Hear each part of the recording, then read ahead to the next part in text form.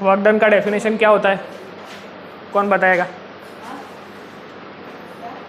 Work done का definition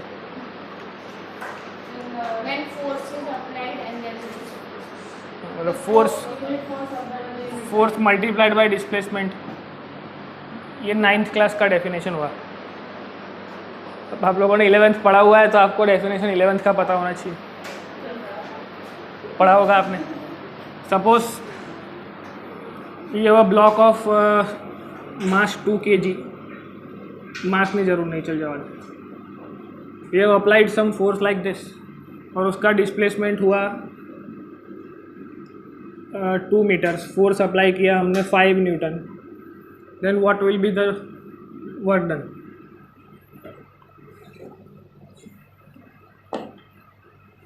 force पता है, डिस्प्लेसमेंट पता है, वर्क डन का फॉर्मूला भी पता है, तो 5 × 2 10। पर इसी सम में अगर फोर्स को ऐसे अप्लाई कर दे तो 10 न्यूटन, तो एक एंगल आ जाएगा इधर, सपोज एंगल ले लिया 30 डिग्री, तो अब क्या होगा? 10 × 2 × cos 30। अब उसका डिस्प्लेसमेंट वही हो रहा है सपोज 2 मीटर्स, तो आंसर क्या आएगा? 10 × 2 × cos 30। और ये कहाँ से आया? मतलब हमको पता है कि डॉट प्रोडक्ट निकलता है तो कॉस लगता है, पर इसमें समझना क्या है कि जो फोर्स आपने अप्लाई किया उसका कौन सा कंपोनेंट इसको हॉरिजॉन्टल ले जाने में हेल्प कर रहा है, तो कॉस कंपोनेंट हेल्प कर रहा है। एंगल के पास वाला कंपोनेंट कौन सा होगा? एफ कॉस, और एंगल के सामने वाला कौन सा होगा? F sine. So that's how 2 components will be there. पर हमारा वर्क डन कहाँ पे हुआ? हॉरिजॉन्टल डायरेक्शन में, विच मीन्स ये 10 का कोई पार्ट इसको हेल्प कर रहा है हॉरिजॉन्टली आगे बढ़ने के लिए। मतलब एक्चुअल डेफिनेशन क्या है कि the component of force in the direction of displacement is known as work done. मतलब फोर्स का वही कंपोनेंट जो डिस्प्लेसमेंट कराने के लिए हेल्प कर रहा है, that is called work done. समझ में आ रहा है? इन द डायरेक्शन ऑफ डिस्प्लेसमेंट, मतलब वही कंपोनेंट लेना है और वो भी कौन सी डायरेक्शन में लेना है? जो इन द डायरेक्शन ऑफ डिस्प्लेसमेंट है। सिंपल है। अगर इसमें ब्लॉक ऊपर जाता तो वी शुड कंसिडर दिस। समझ में आ गया? सिंपल जी। अब क्या होगा? Work done by normal force, sorry मतलब कांस्टेंट फोर्स। अब कांस्टेंट का मतलब क्या होता है कि force equal to some value दी होगी, 10 20 30 50 कोई भी, और डिस्प्लेसमेंट का कुछ वैल्यू दे दिया होगा, तो हमको आसानी से मिल सकता है, हम यही करेंगे और आंसर आ जाएगा। ये क्या होगा? Work done by constant force. इसमें क्या और चेंज आ सकता है? क्योंकि कितने टाइप के वर्क डन पॉसिबल हो सकते हैं? पॉजिटिव, नेगेटिव एंड ज़ीरो, तीनों वर्क डन पॉसिबल है। क्यों? बिकॉज अगर डिस्प्लेसमेंट आपने इस तरफ ले गए तो प्लस, अगर गलती से माइनस में काम कर दिया तो डिस्प्लेसमेंट गलत डायरेक्शन में किया तो minus F into D. Zero कब आएगा? जब उसको हटाएंगे ही नहीं, तो आंसर क्या आ जाएगा? ज़ीरो। सिंपल है। अब यहाँ तक सब कुछ नॉर्मल है। इसमें हेडिंग क्या लगाना है? Work done by constant force. कि work done by constant force can be solve by this formula. उसमें ध्यान में क्या रखना है कि कौन सा कंपोनेंट डिस्प्लेसमेंट करा रहा है। हमको ऐसे देंगे नहीं कि साइन कंपोनेंट या कॉस कंपोनेंट, हमको बस एक वैल्यू देंगे, बोला होगा horizontally applied with the 30 degree to the horizontal, applied with 45 degree to the horizontal. तो हमें ये डायग्राम बनाना आ जाएगा कि भाई 45 डिग्री टू द हॉरिजॉन्टल और एंगल वाला कंपोनेंट कॉस, और बोलेंगे कि भाई डिस्प्लेसमेंट हॉरिजॉन्टली हुआ कि वर्टिकल हुआ, तो उतना ही चेंज करके आंसर आ जाएगा। एकदम सिंपल टाइप के सम इस टाइप के आएंगे। फिर work done by variable force.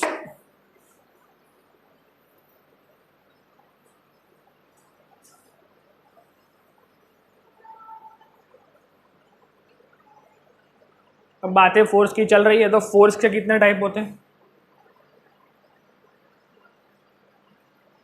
एक होता है कंजर्वेटिव, एक होता है नॉन कंजर्वेटिव। चैप्टर के स्टार्टिंग में ही हमको 2 टाइप के फोर्सेस समझाए गए थे, कंजर्वेटिव एंड नॉन कंजर्वेटिव। अब कौन से फोर्सेस कंजर्वेटिव होते हैं और कौन से नॉन कंजर्वेटिव होते हैं?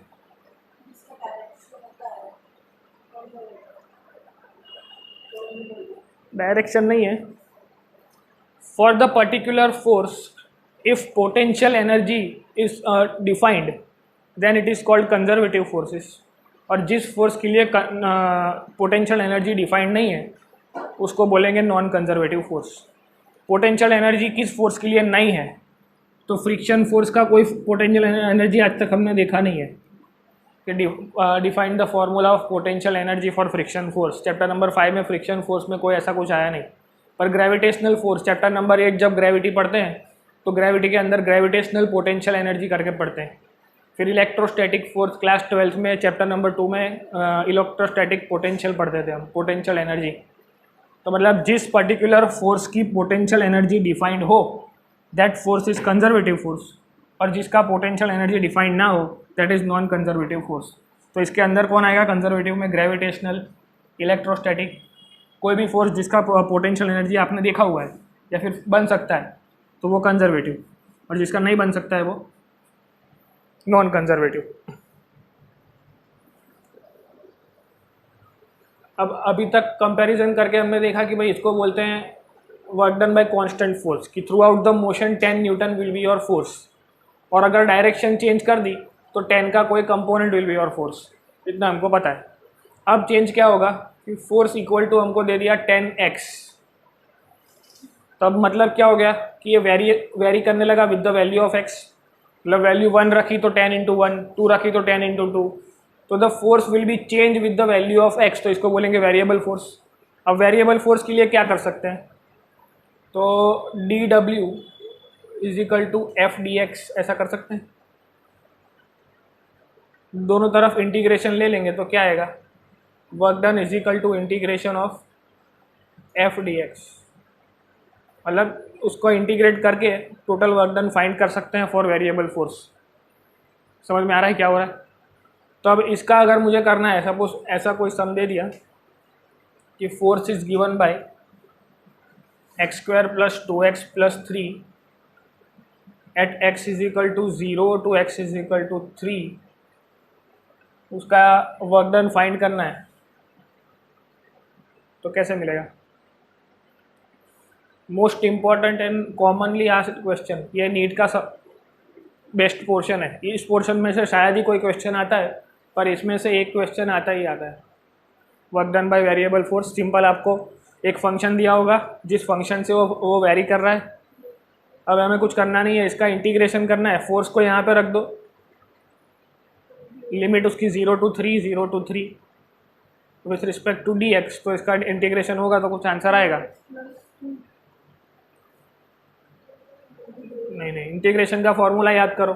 If you have X raise to N तो हम क्या करते थे? X raise to N plus 1 upon N plus 1.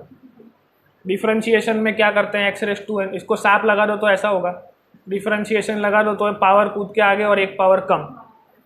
Actually इसमें क्या है, the thing is about more accuracy. अगर इंटीग्रेशन फटाफट 2 मिनट में समझा देता हूँ.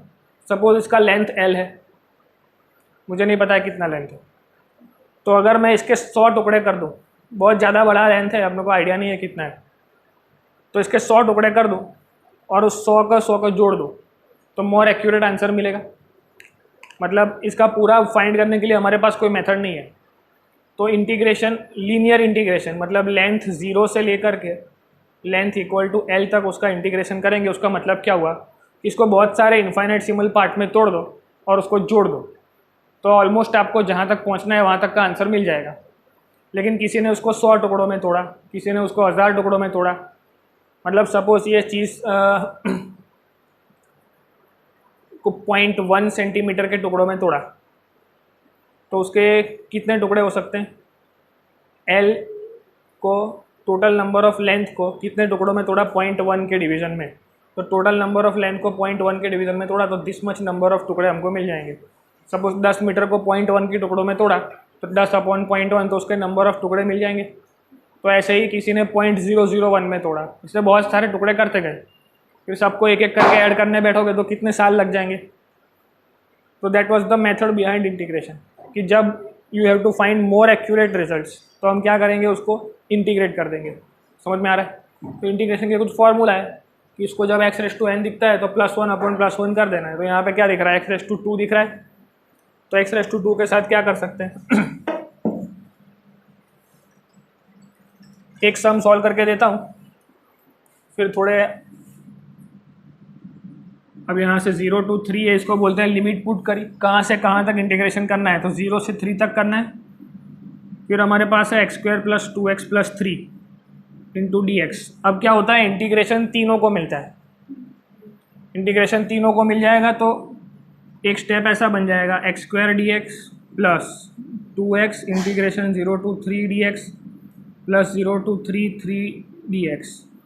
अब इसका x⁻⁻ समथिंग है तो क्या हो जाएगा, x⁻³ और लिमिट रख देंगे 0 to 3। फिर 2x है तो 2 बाहर आ जाएगा बिकॉज वो कांस्टेंट है। फिर अगेन x⁻1 है तो x²/2 उसका भी 0 to 3 तक जाएगा। फिर 3 तो 3 बाहर आ जाएगा, कांस्टेंट का इंटीग्रेशन कांस्टेंट खुद हो जाता है, तो इसका भी 0 to 3। मतलब बाय कंपैरिजन देखो इधर, मतलब नीचे नहीं देखा है, हाँ तुझे नहीं देखा तू, ओके। इसका क्या करेंगे हम suppose we have some constant d/k of dx, मतलब इस k के अंदर तो x है ही नहीं, तो इसका डिफरेंशिएशन विल बी 0। पर अगर आप किसी k का इंटीग्रेशन करते हो तो k कांस्टेंट है तो बाहर आएगा इंटीग्रेशन dx, और 1 dx का इंटीग्रेशन x खुद हो जाता है। मतलब integration and derivation are reversible processes. अगर मैं इसी स्टेप का इंटीग्रेशन करूँगा तो वापस x⁻n आ जाएगा। समझ में आ रहा है क्या बोल रहा हूँ? एक एग्जांपल लेके बताता हूँ। ये लिख लिया फॉर्मूला,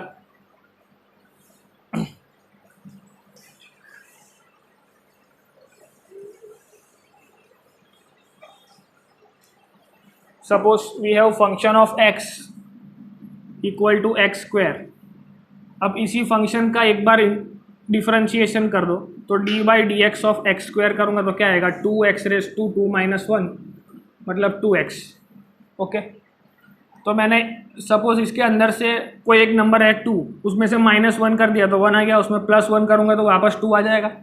वैसे जैसे subtraction and addition are reversible processes, वैसे differentiation and integration are reversible processes. तो अगर x² का 2x हो गया तब मैं 2x का इंटीग्रेशन करूँ तो वापस x² आना चाहिए, तो वो ट्राई करके देखते हैं। 2 बाहर आ गया, अंदर बचा x dx, इसका हो जाएगा x²/2, 2 कैंसिल हो जाएगा, वापस आ गया वो।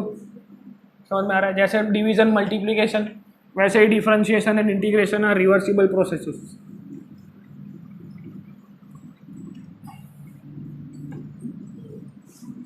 तो इसको सॉल्व कैसे करना था, x³/3 0 to 3 प्लस 2 बाहर आ गया x²/2 0 to 3 प्लस 3 बाहर आ गया x 0 to 3। यहाँ तक कोई डाउट किसी को?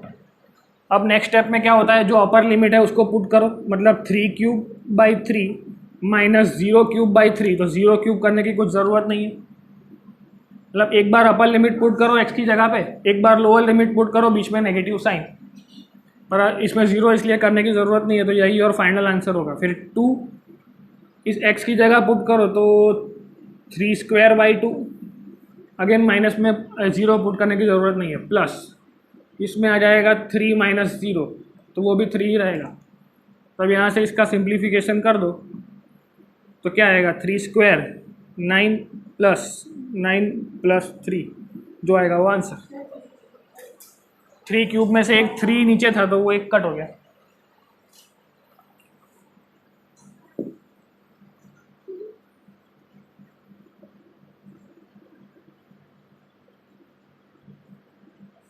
हाँ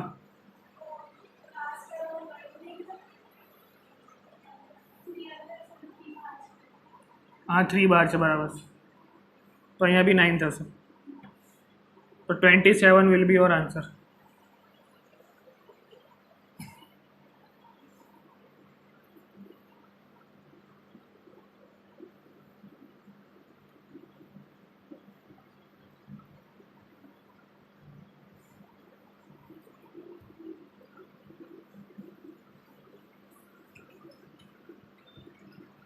ये सेकंड चालू कर दो।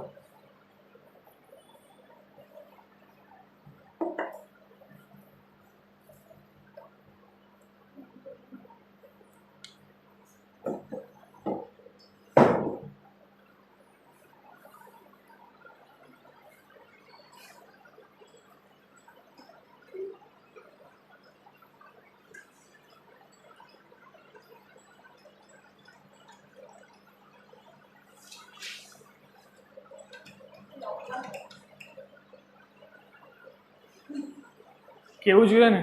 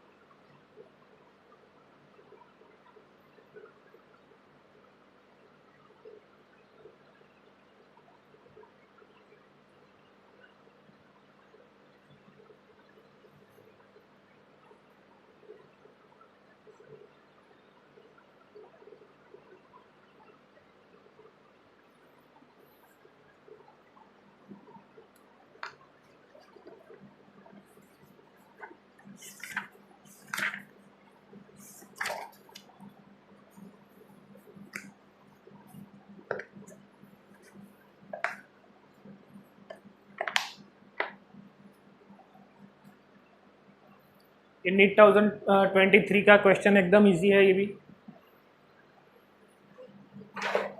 उसका क्या आंसर है?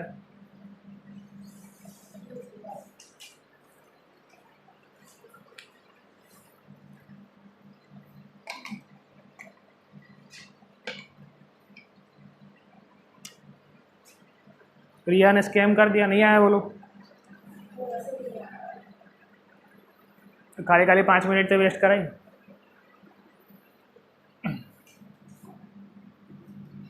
Log done is equal to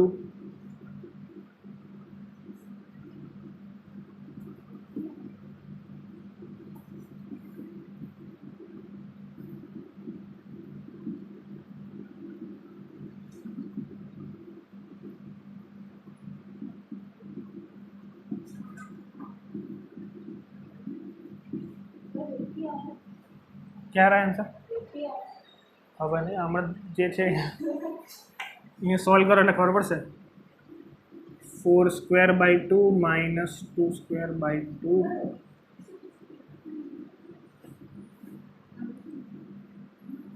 कुछ ज़्यादा ही कैलकुलेटिव दे दिया है, पर चलेगा, हो जाएगा यार।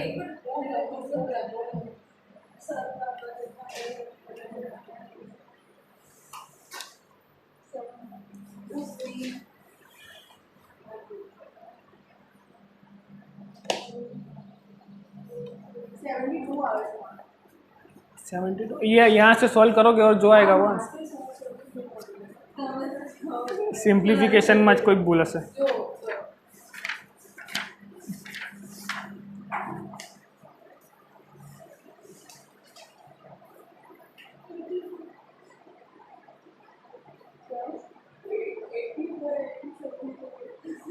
यहाँ नीचे 3 कहाँ से आया?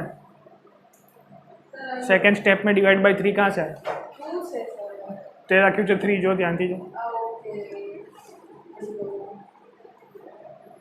8 माइनस 2 प्लस 6 થઈ જશે બરાબર છે. બરાબર છે, 8 જ આન્સર આવશે.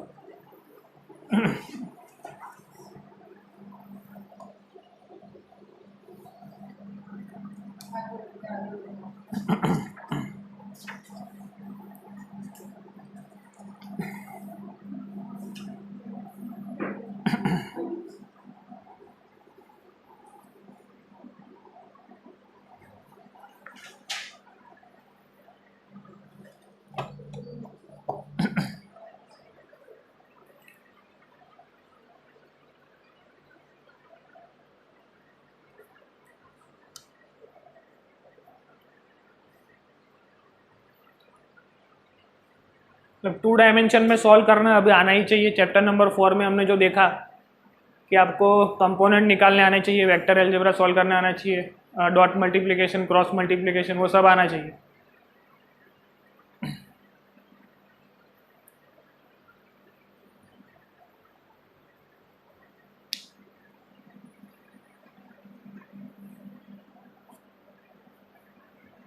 क्या हुआ इसका?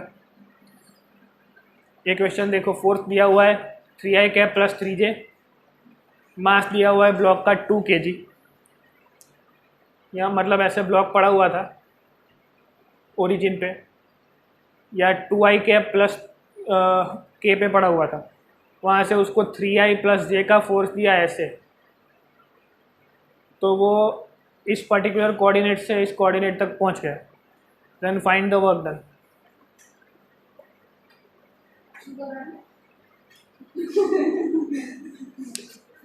ये आईजे देख के डर लग रहा है तो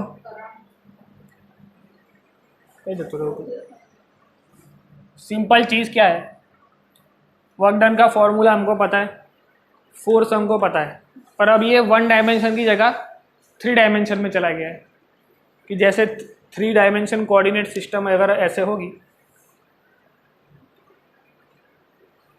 तो आपका जो पार्टिकल है वो 1ik plus 3j, sorry 2ik plus 1k, मतलब यहाँ पे कहीं पे पड़ा हुआ है, ये आपका पार्टिकल है. अब इसके ऊपर फोर्स लगा 3i प्लस 2j, मतलब xy प्लेन में फोर्स लगा ऐसे, तो उसका डिस्प्लेसमेंट 4i 3j और k पर कहीं भी जाके पहुँच गया. Then find the work done. કશું ઇક્વેશન કશું નહીં, એકદમ સિમ્પલ છે. હા, डिस्प्लेसमेंट આપ્યું જ નથી, कोऑर्डिनेट्स છે कि from this point two this point वो चला गया. वो मैंने आपको सवाल समझा दिया कोऑर्डिनेट सिस्टम के अंदर. अब डिस्प्लेसमेंट वर्क डन का फॉर्मूला क्या होता है, फोर्स इनटू डिस्प्लेसमेंट. फोर्स हमको पता है, डिस्प्लेसमेंट हम फाइंड कर सकते हैं, फिर तो डॉट प्रोडक्ट करना हमको आता है. नहीं समझ में आया? डिस्प्लेसमेंट कैसे फाइंड करोगे? If you have r1 vector and r2 vector, अब पार्टिकल यहाँ से यहाँ पहुँचता है, तो डिस्टेंस बिटवीन दिस 2 पॉइंट्स कैसे फाइंड करते हैं? Distance formula r2 minus r1 से. तो r2 माइनस r1 करोगे तो आपको डिस्प्लेसमेंट मिल जाएगा, और फोर्स तो आपको पता ही है. फिर डॉट प्रोडक्ट कैसे करते हैं? x multiplied by X plus Y multiply by Y plus Z multiply by Z. नहीं समझ में आ रहा है? मतलब सिंपल कैलकुलेशन करना है और आंसर लाना है. उसके बाद कौन सा सोल्व कर सकते हैं?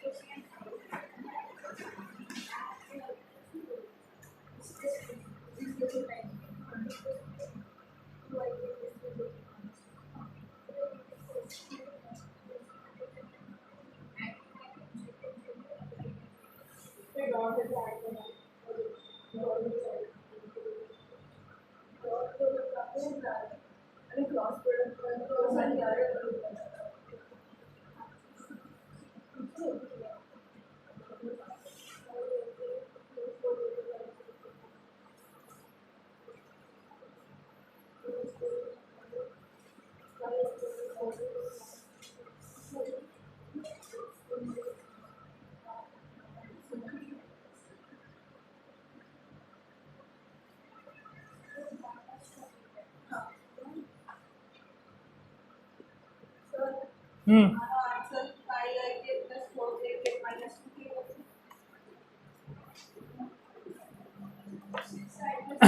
जो याद करो पहले, डॉट प्रोडक्ट का आंसर क्या आना चाहिए? फोर्स एक वेक्टर क्वांटिटी है, displacement is also vector quantity, पर उसका हम डॉट प्रोडक्ट कर देंगे तो एक नंबर आ जाएगा। तो वर्क डन कैसी क्वांटिटी हुई?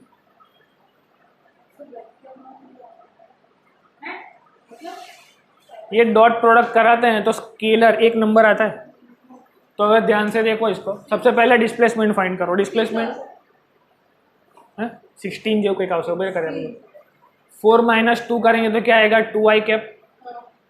इसमें j है लेकिन इसमें j नहीं है तो क्या आएगा? -3j cap. जो x2 - x1 is equal to 4i cap plus 3j cap minus k cap minus 2i cap minus k cap. तो बरोबर है 4i cap plus 3j cap, sorry 2i cap plus 3j cap और minus 2k। ये मिल गया आपने को displacement vector. अब हमें चाहिए force into displacement is known as work done. अब हमें फोर्स पता है, फोर्स कितना है? 3i plus j multiplied by 2i plus 3j minus 2k। अब हमें x multiplied by x, 3 into 2 तो 6 प्लस 1 इंटू 3 तो 3। इसमें ऐसा होता है i dot i equal to 1, j dot j equal to 1। याद आया कुछ? फिर other than i j j के सब कुछ क्या होता है? 0। तो इसका i j 0 हो जाएगा, j के भी 0 हो जाएगा, k तो है ही नहीं। तो 6 + 3 9 जूल समथिंग आंसर आएगा। અહીંયા મને કશે 16 જેવું લાગ્યું, तो भी एक बार आंसर चेक कर लेते हैं।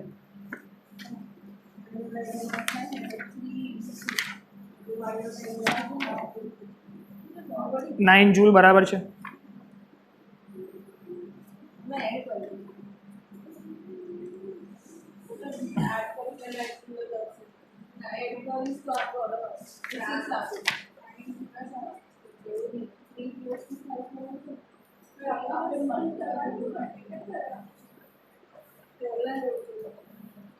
उसके बाद एक और सम 2019 में पूछा है work done by variable force का, where force is given by 20 + 10y acts on the particle in y direction, then find work done to move that particle from 0 to 1 metres. अभी हमने क्या कर रहे थे? किसी भी पार्टिकल को धक्का मार के x में ले जा रहे थे, अभी इसको y में ले जा रहे हैं, तो कोई चेंज नहीं है, खाली x की जगह y लिखा हुआ है। Method will be same. Variable force दिखे, कुछ भी ऐसा दिखे तो मतलब वो वेरिएबल फोर्स है। समझ में आ रहा है? तो वो कहाँ से कहाँ ले जाना है और कैसे फाइंड करेंगे? इंटीग्रेशन। मतलब लेटेस्ट 2019 में पूछा हुआ है। मतलब आप कंपैरिजन क्या करोगे कि F इक्वल टू कोई नंबर दिया है तो वो कांस्टेंट फोर्स में जाएगा, x या y के फॉर्म में कुछ दिया है तो वो वेरिएबल में जाएगा।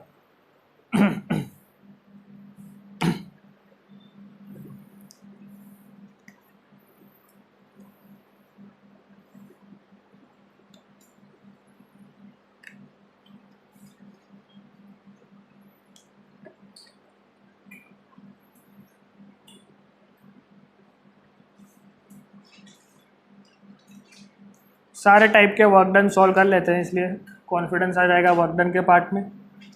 फिर कल अपन एनर्जी और पावर कंप्लीट कर देंगे। 25 बराबर छे।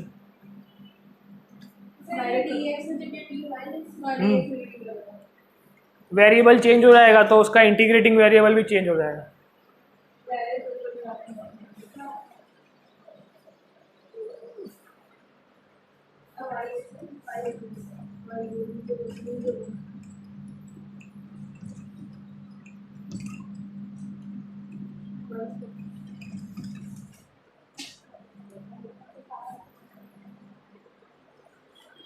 अब एक और इजी क्वेश्चन है 2011 का, इसी वेरिएबल फोर्स के फंडा पे। हाँ, ये खत्म करो तब तक मैं क्वेश्चन तो लिख दूँ।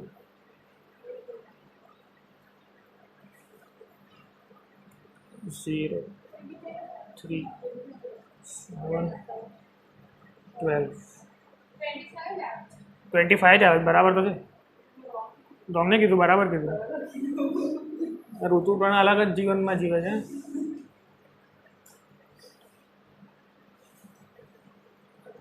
12 तक पहुँचते पहुँचते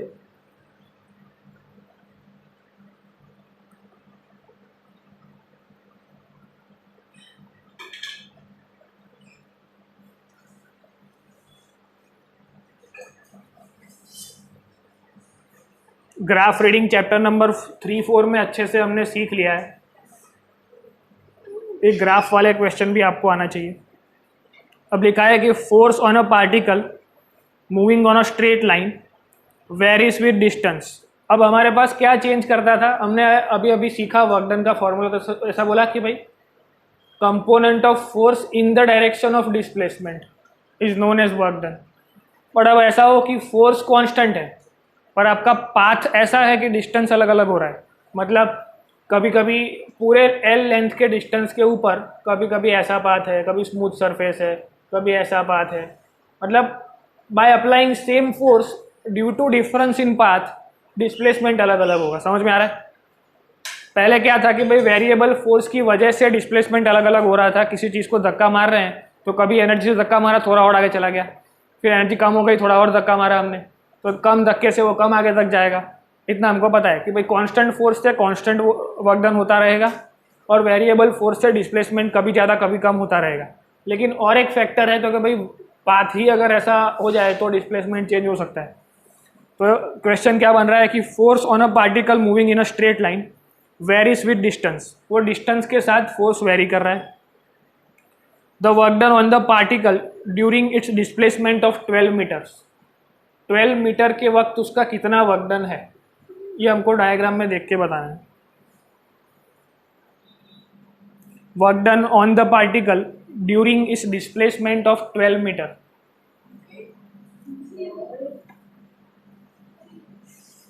जीरो तो ये डिस्प्लेसमेंट और फोर्स का ग्राफ है।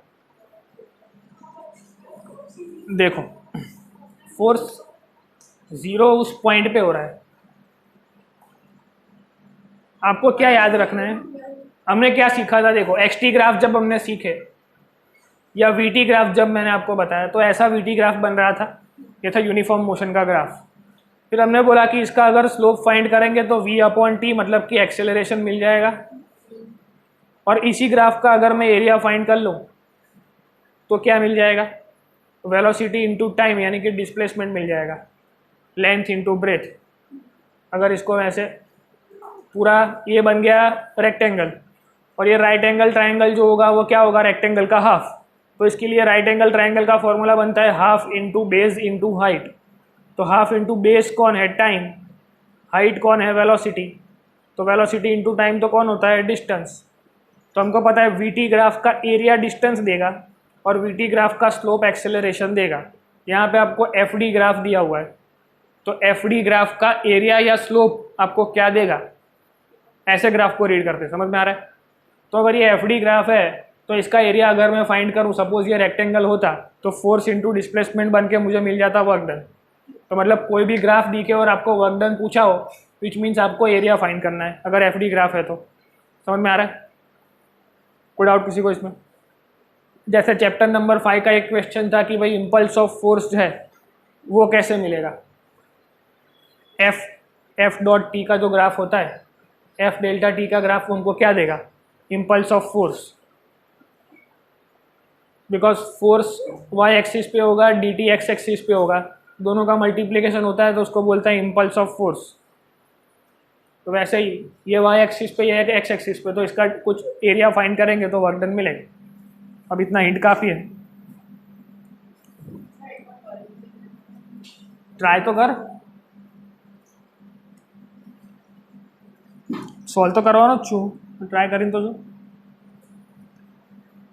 इसके आगे वाला सबका हो गया, सॉल्व कराऊँ ये करना है, बाकी है।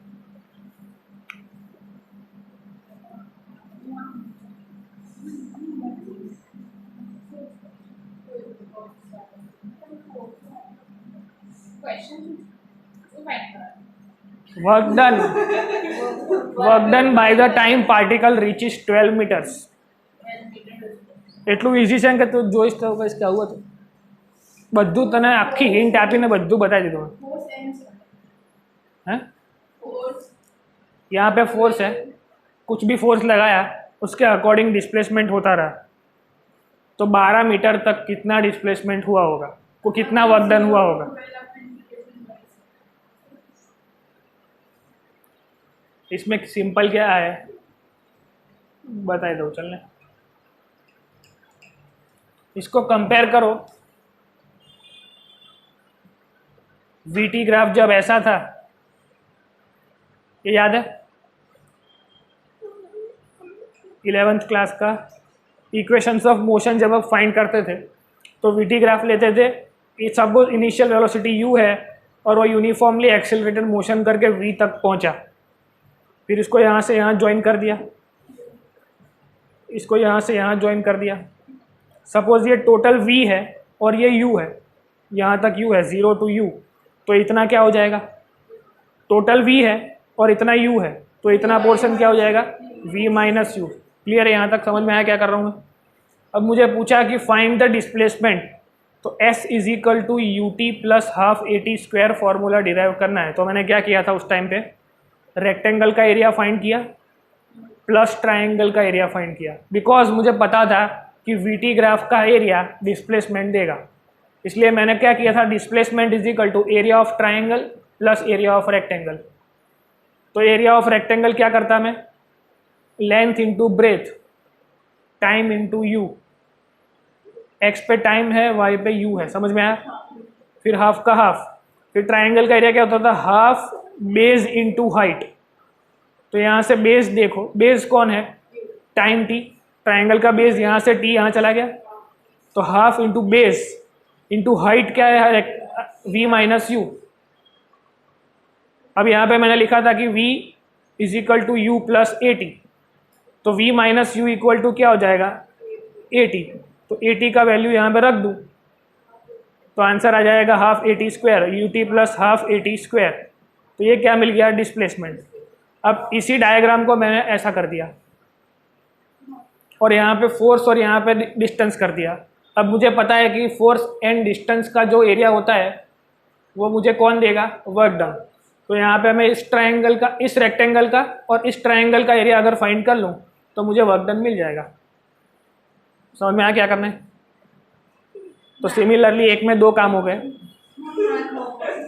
ओके, वंस मोर, जब इक्वेशंस ऑफ मोशन फाइंड करते थे तो ये था कि for a uniform accelerated motion ऐसा ग्राफ बनता है कि इनिशियल से फाइनल वेलोसिटी तक जाओगे तो ऐसा ग्राफ बनेगा। ये ग्राफ में समझ पड़ी प्रॉपर।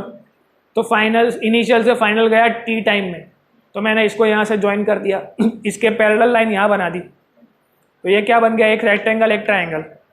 फिर इस यहाँ से यहाँ का पूरा डिस्टेंस अगर v था और यहाँ से यहाँ तक u था तो ये v माइनस यू हो गया। अब मुझे पता है कि वीटी ग्राफ का एरिया स्लोप, वीटी ग्राफ का एरिया क्या देता है, डिस्प्लेसमेंट देता है। तो एस यहाँ पे डिस्प्लेसमेंट है और मुझे आंसर भी पता है कि मुझे ये आंसर लाना है, इक्वेशन ऑफ मोशन प्रूव करके लाना है, UT plus half A T square. तो मैं क्या करूँगा, वीटी ग्राफ में ये ट्राइंगल बन रहा है और ये स्क्वायर रेक्टेंगल बन रहा है, दोनों का एरिया फाइंड करके ऐड कर दूंगा तो टोटल डिस्प्लेसमेंट मिल जाएगा। तो मैंने एक बार रेक्टेंगल का एरिया फाइंड किया और इसका किया और फाइनल आंसर मिल गया। सिमिलरली इसी डायग्राम को उन लोगों ने ऐसा कर दिया और यहाँ पे कोऑर्डिनेट चेंज करके v की जगह f और टाइम की जगह d कर दिया, बिकॉज इधर फॉर्मूला क्या है वर्क डन का, फोर्स इनटू डिस्प्लेसमेंट। હજી સમજના પડી? એટલે આપણે શું કરીશું, અહીંયા જે ડાયાગ્રામ બને છે એ આટલો છે, તો આનો એરિયા ફાઇન્ડ કરીશું।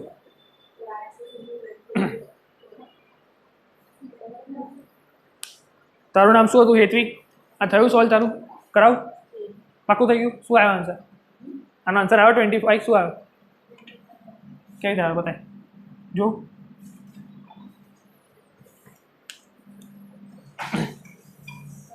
Y axis पे देखो अब ये सब कुछ y के रिस्पेक्ट टू चल रहा है, तो इधर dy आ जाएगा। मतलब जिसके रिस्पेक्ट टू इंटीग्रेशन या डेरिवेशन होता है ना, उसका फंक्शन आ जाता है। देखो एक मिनट हो गया ना निष्ठा, हमने x² dx किया तो यहाँ dx आ गया। अब यहाँ पे फंक्शन कौन है? 20 + 10y, तो इसका इंटीग्रेशन करूँगा तो यहाँ पे dy आ जाएगा। फिर एक बार मैंने इसको लिया, एक बार इसको लिया, तो integration 20y + integration 10y dy, यहाँ पे dy आएगा। ये भी इसको मिलेगा, इसको भी मिलेगा। अब 20y का इंटीग्रेशन क्या होता है? 20y और 0 to 1 प्लस ये 10 बाहर आ जाएगा, y²/2। कहाँ से कहाँ तक? 0 to 1। समझ में आ रहा है? अब तो इसका 1 पुट करो, इसका 0 पुट करो, इसका 1 पुट करो, एक बार 0 पुट करो, आएगा आंसर।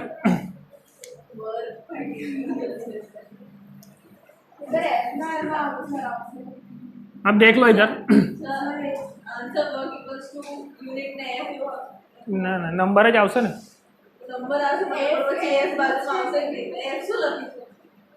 कराओ करो। एफ तो लखवानी जरूरत नहीं। जो अब इसमें फोर्स इनटू डिस्प्लेसमेंट दिया है, हमको चाहिए एरिया और हाँ एरिया चाहिए। तो एरिया निकालने के लिए क्या करेंगे? अच्छा एक वस्तु की वानी रह गई है 2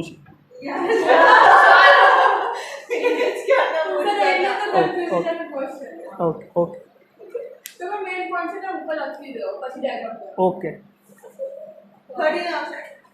हाँ એટલે એવું જ કંઈક આવશે, જોઈ લો આન્સર।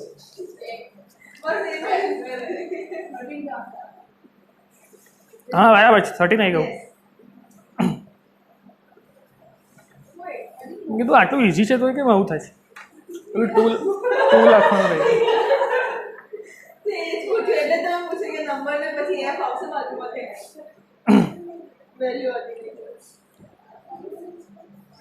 तो 6.5 to f લખવાનું ને, તો f ની વેલ્યુ પણ લખીશ ને, કેવી રીતે? તો તે આ f ને 4f/5/2f હા બરાબર।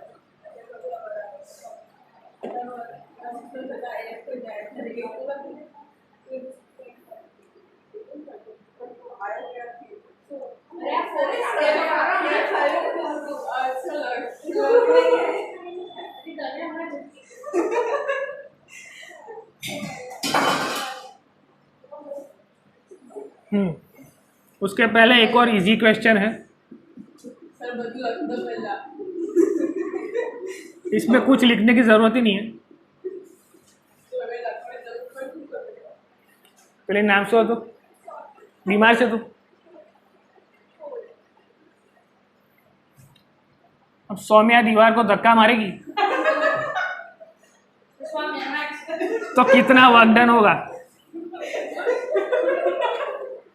AIPMT 2005 या 6 का क्वेश्चन है ये, कि अगर कोई लड़का खड़ा होकर दीवार को धक्का मार रहा है, उसने कितना भी फोर्स लगाया तो उसका वर्क डन कितना होगा?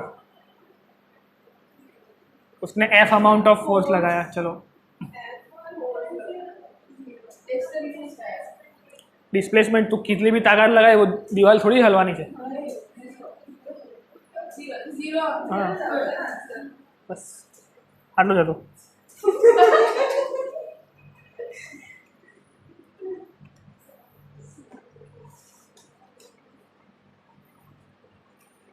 कोई इजी सम बीजो इसके सारे इजी हैं, ऑलमोस्ट वर्क वाले सारे इजी हैं. થોડું મેથ્સ વધારે છે આમાં એટલે તારો એક આન્સર આવશે ને પછી તને મજા આવશે. For a body of mass 3 kg is under constant force,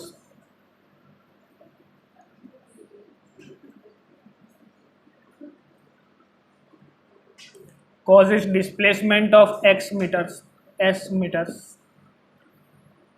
given by the relation s is equal to 1 by 3 t square, where t is in seconds. Work done by the force in 2 seconds.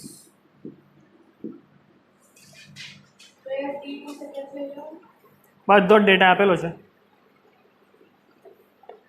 3 kg का particle है, किसी constant force के under है.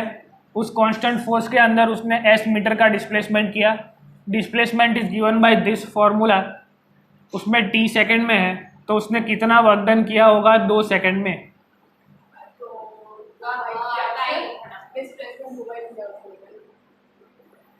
आई गयो.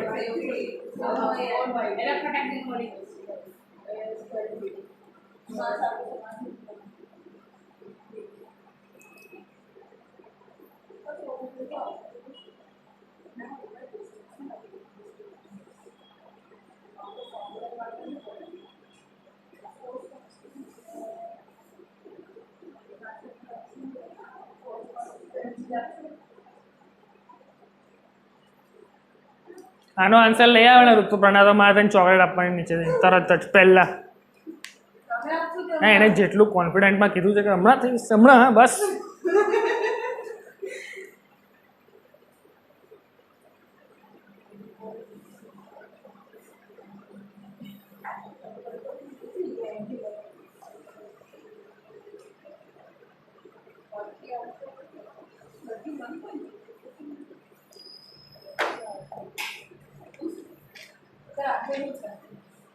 Answer છે 8/3.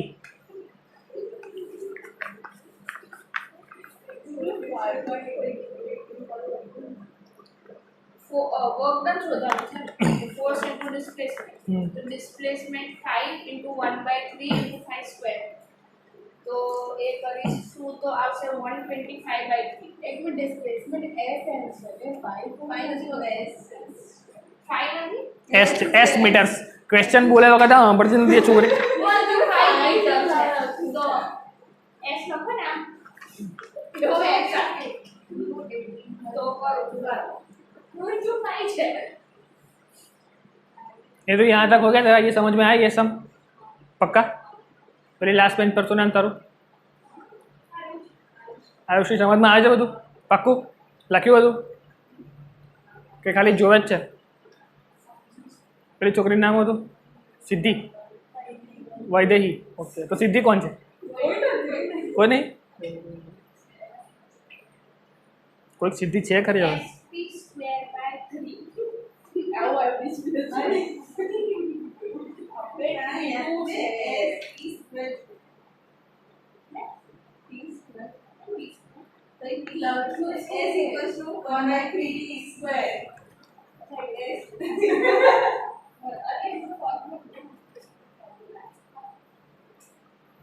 એકલી theory કરવામાં કંટાળો આવી જાય છે. આવું બરાબર છે. થોડી થિયરી કરાય ને પછી સમ પર જ આવી જઈશું.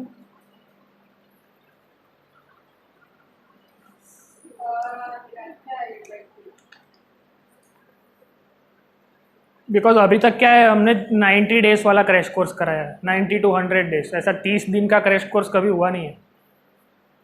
तो अभी ये एक्सपेरिमेंट कर रहे हैं डे टू डे कि एक बार नोट्स दे के देखा कि ज़्यादा से ज़्यादा कंटेंट हो पाए 30 दिन में.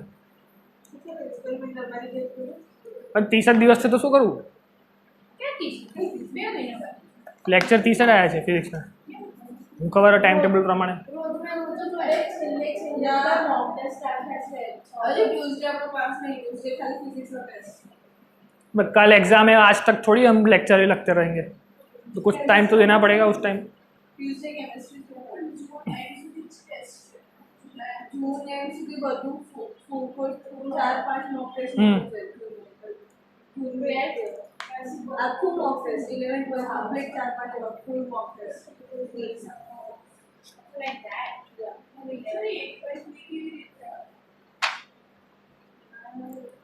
આ s ડિસ્પ્લેસમેન્ટ આપેલું છે હા s = 1/3 t² એ ડિસ્પ્લેસમેન્ટ આપેલું અને ફોર્સ આપેલો 3 ફોર્સ 3 કેટલું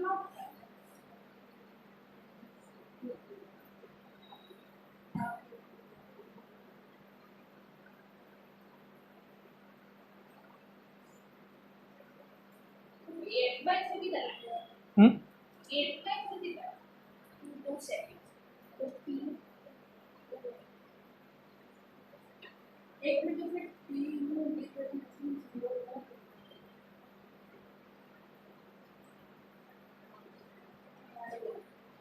तो પણ 4 આવે હા એ તો કહું છું 3 ના હોય છે नहीं सके। अब इसमें प्रॉब्लम क्या है, if we consider the formula of work done, मुझे चाहिए क्या है वर्क डन, और बोल दिया है कांस्टेंट फोर्स पर डिस्प्लेसमेंट अलग अलग हो रहा है with respect to time T, बराबर। अब इसमें कांस्टेंट फोर्स लिखते ही हमको लगेगा कि normal work is equal to force into displacement करेंगे तो आंसर आएगा, पर ऐसा नहीं है। You have to integrate because something is changing with respect to something. अभी तक फोर्स चेंज हो रहा था, अभी डिस्प्लेसमेंट चेंज हो रहा है इन द फंक्शन ऑफ टाइम।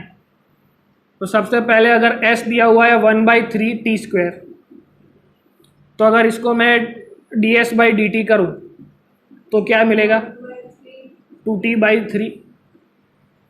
और अगर इसका एक और डिस्प्लेसमेंट ले लूँ d²s/dt², ऐसा क्यों कर रहा हूँ बता रहा हूँ। इसका एक और डिस्प्लेसमेंट लिया, डेरिवेशन लिया, तो क्या आएगा 2/3 dt। समझ में आ रहा है क्या किया, t का विथ रिस्पेक्ट टू 1 0 हो जाएगा, मतलब 1 हो जाएगा। हाँ, t का विथ रिस्पेक्ट टू t करेंगे तो 1 हो जाएगा। तो ऐसा कुछ हमारे पास आया। अब ये सब क्यों किया, बिकॉज F = ma होता है और work done = force into displacement होता है। अब मुझे करना क्या है, इसका इंटीग्रेशन करना है, dw का इंटीग्रेशन करना है। इधर s दिया हुआ है डिस्प्लेसमेंट, तो ds होगा। तो फोर्स का फॉर्मूला पता है, ओनली 3 kg मास पता हुआ है, तो मास 3 kg पता है, एक्सीलरेशन क्या है नहीं पता है। लेकिन हमको पता है कि डिस्प्लेसमेंट का 1 टाइम डेरिवेशन वेलोसिटी देता है और डिस्प्लेसमेंट का 2 टाइम डेरिवेशन एक्सीलरेशन देता है। तो यहाँ से f बनाने के लिए मुझे 3 इंटू एक्सीलरेशन मिल गया 2/3। समझ में आ रहा है। तो फोर्स तो मिल गया, लेकिन अगेन इसका क्या करेंगे, सब कुछ हमारे पास टाइम के function. Constant force on the 3 kg particle, तो only mass is given, acceleration नहीं है, तो एक्सेलरेशन चाहिए। तो उसके लिए क्या करें, एस का कुछ फंक्शन टाइम के फॉर्म में दिया है, तो अगर डिस्प्लेसमेंट का फंक्शन टाइम के फॉर्म में देते हैं तो उसका डिफरेंशिएट करते जाओ तो यहाँ तक पहुँच जाओगे। सिंपल है। तो एम ए मिल गया, फोर्स मिल गया, लेकिन work done is equal to, तो क्या आया मेरे पास formula, integration F D S. But अभी भी फोर्स का जो फॉर्मूला है वो टाइम के फंक्शन में है, सब कुछ टाइम के फंक्शन में चल रहा है, तो एस के रिस्पेक्ट टू इसका इंटीग्रेशन पॉसिबल नहीं है। तो अब डी एस को भी हटाना पड़ेगा। इटलू करो એટલે इंटीग्रेट થઈ जैसे। डी एस को हटाने के लिए क्या करेंगे, D S is equal to 2t3/(dt) हो जाएगा। तो डी एस को हटाने के लिए यहाँ से उसका फॉर्मूला बनाया है मैंने, 2t/3 और t इक्वल टू तो क्या है 2 सेकेंड्स, और फोर्स का फॉर्मूला भी क्या था 2, तो 2 × 2 4 बाहर आ जाएगा, 4/3 बाहर आ गया, अंदर बचा t dt। अब इसका इंटीग्रेट करो,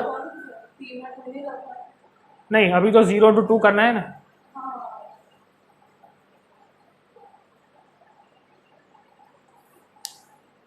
હજી નહીં મજા આવતી, સન્ડેની ઊંઘ બગાડીને એટલે હે ને। ચેપ્ટર બહુ ઇઝી છે,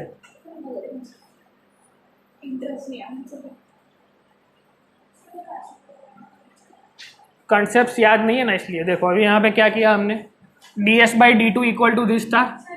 हाँ ये स्टेप फोर्स तो यहाँ हमने फाइंड किया 3 इंटू एक्सेलरेशन इज 2/3, तो 3 कैंसिल होके आया 2, तो फोर्स का वैल्यू यहाँ रख दिया 2, और वो 2 इस 2 के साथ मल्टीप्लाई होकर 4 हो गया, और ये 3 भी कांस्टेंट है तो बाहर आ जाएगा 4/3, तो अंदर बचेगा ओनली t dt। अब t का इंटीग्रेशन with respect to t possible है, पर with respect to s possible नहीं था, इसलिए ds को हटाने के लिए मैंने क्या किया, ds by D T equal to 2t/3, तो यहाँ से ds equal to 2t/3 into d t, ये पूरा बना के ds की जगह पुट कर दिया। अब इंटीग्रेट हो सकता है, मतलब t का फंक्शन है तो it can be integrated by D T only, अगर y का फंक्शन है तो उसको y से ही इंटीग्रेट कर सकते हैं, x का फंक्शन है तो उसको x से ही इंटीग्रेट कर सकते हैं। तो मतलब जिसका फंक्शन है उसका अपने को विथ रिस्पेक्ट टू वेरिएबल लाना पड़ेगा। जैसे डेरिवेशन के टाइम हम बोलते हैं derivation of something with respect to x, मतलब अंदर फंक्शन में x है तो ही डिफरेंशिएशन होगा, अगर x नहीं है तो हम पूरे को कांस्टेंट मान के आंसर 0 बोल सकते हैं।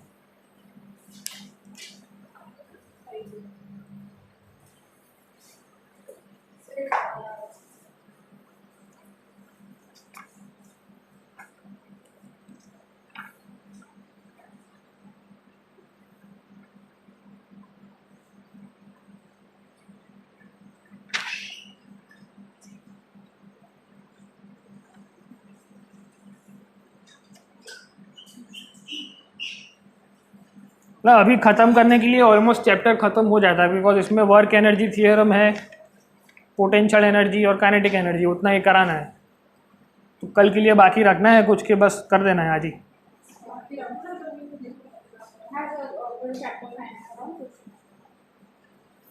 फिर कोलिजन्स का कॉन्सेप्ट भी अपने को देखना है, कोलिजन से बहुत सारे क्वेश्चन आए हैं कॉन्स्टेंटली, हर साल एक क्वेश्चन कोलिजन से आया है,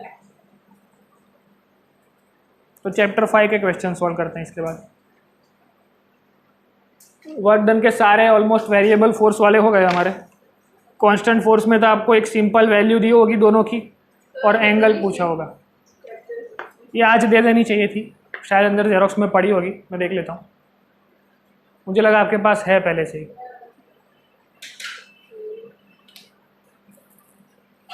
पर इतने क्वेश्चन समझ में आ गए। एक इजी क्वेश्चन करना है तो दे देता हूँ, मतलब work done by variable force and constant force के सारे क्वेश्चन ऐसे ही हैं, नॉर्मल मैथमेटिक्स आपको आना चाहिए तो ऑलमोस्ट सारे क्वेश्चन सॉल्व हो जाएंगे।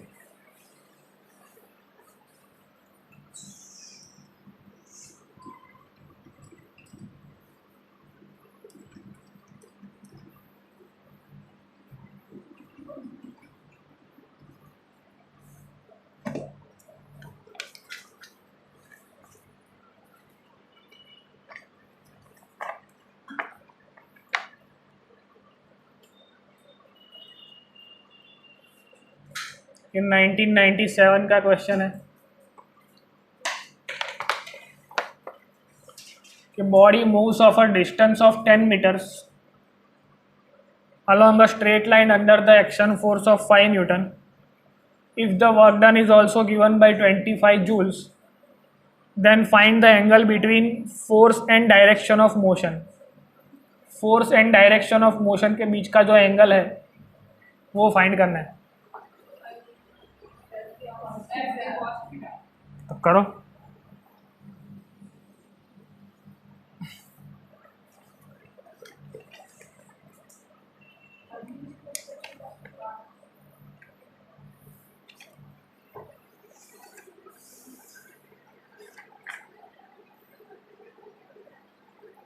तो कल work energy theorem, potential energy, mechanical energy, kinetic energy, power and collision 12 में આવે છે 60 બરાબર છે।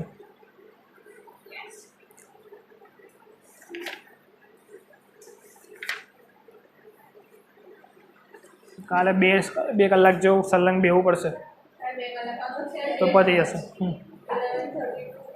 તો હવે ચેપ્ટર 5 ના સમ સોલ્વ કરી દઈએ।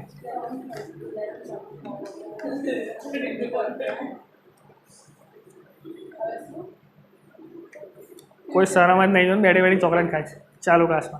તો એ જ તમને तबियत का जो है तो बता लॉस ऑफ मोशन में हमने कहाँ तक किया था? ये अंदर अंदर एक एक दो दो क्वेश्चन सॉल्व किए थे ना. फर्स्ट क्वेश्चन से स्टार्ट कर दो, Newton's first law of motion से. सेकंड वाला तो फॉर्मूला सेकंड वाला का इक्वेशन का force acting on a particle of mass m is indicated by force time graph. The change in momentum of the particle over the time interval from 0 to 8. Change in momentum मतलब क्या हुआ?